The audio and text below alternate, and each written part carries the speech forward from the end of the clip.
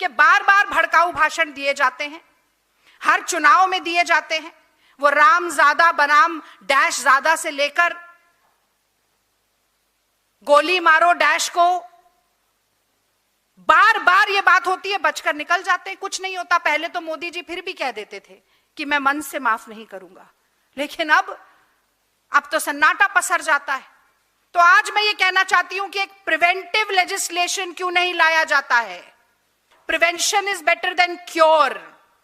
Hate speech को रोकने के लिए कांग्रेस पार्टी कहती है कि एक प्रिवेंटिव लेजिस्लेशन होना चाहिए। गेंद आपके पाले में है मोदी जी।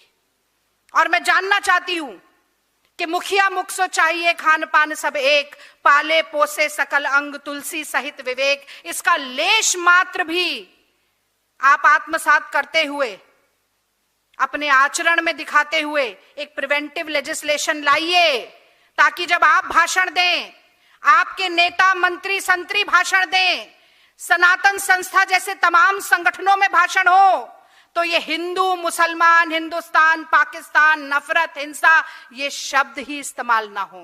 और अगर ये शब्द इस्तेमाल नहीं होंगे तो आप भाषण दे पाइएगा कि नहीं दे पाइएगा, ये आपके दिमाग में जरूर सवाल होगा। पर मैं चाहती हूं कि इस छोटी ओछी स्वार्थ सिद्धि की राजनीति से अब आप ऊपर उठें और देश के बारे में जाते जाते, क्योंकि अब आपकी वापसी तो होने वाली है नहीं, जाते जाते एक प्रिवेंटिव लेजिस्लेशन की बात पर अपने विचार जरूर रखकर जाएं। 70 साल से जो कोसते हो कांग्रेस ने, जब बीमार पड़ते हो और जब विकलांग पड़ के पोलियो हो जाता है, वही बचाने का काम कांग्रेस। आज वो जो आता है टेढ़ा टेढ़ा, जो क्या बोलते कुरकुरे, ये कुरकुरे तो जैसे दिखते भाजपा वाले, अगर हम पोलियो का इंजेक्शन नहीं सही टाइम पर दिलवाते, ये सब कुरकुरे बन के दिखते। कुरकुरे कह रहे या कुकुर कह रहे? अरे कुरकुरे कह रहे, टेढ़े आड़े पैदा होते।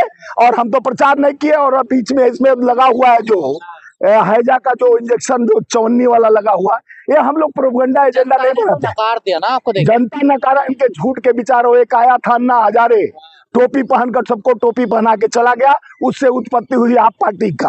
और ये उसी के अवैध बच्चे हैं मोदी जी, जो आज देश में आन बान शान की बात करते हैं, तिरंगे की पहचान। 52 साल तक तिरंगा नहीं आरएसएस में फहराया गया, और ये लोग कहते हैं कि हम सबसे ज्यादा राष्ट्रहित की बात करते हैं। ये राष्ट्र विरोधी है।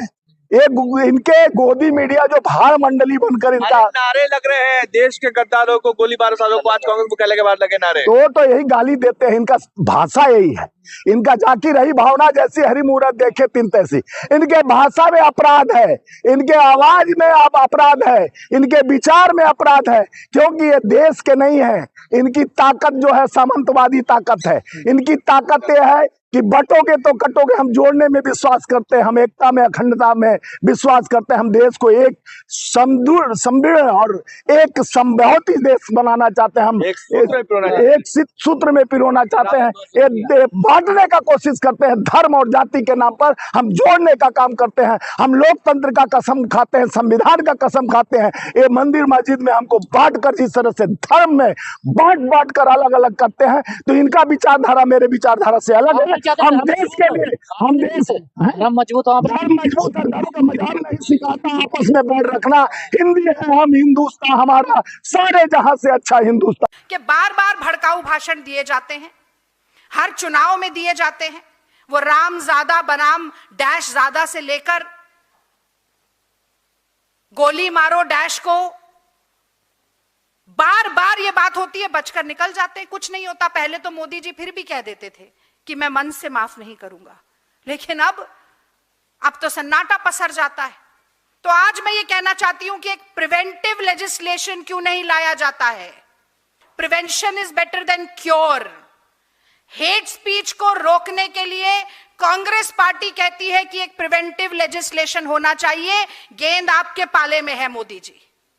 और मैं जानना चाहती हूं कि मुखिया मुख सो चाहिए खान पान सब एक, पाले पोसे सकल अंग तुलसी सहित विवेक। इसका लेश मात्र भी आप आत्मसात करते हुए, अपने आचरण में दिखाते हुए एक प्रिवेंटिव लेजिस्लेशन लाइए, ताकि जब आप भाषण दें, आपके नेता मंत्री संतरी भाषण दें, सनातन संस्था जैसे तमाम संगठनों में भाषण हो, तो ये हिंदू मुसलमान, हिंदुस्तान पाकिस्तान, नफरत, हिंसा, ये शब्द ही इस्तेमाल ना हो।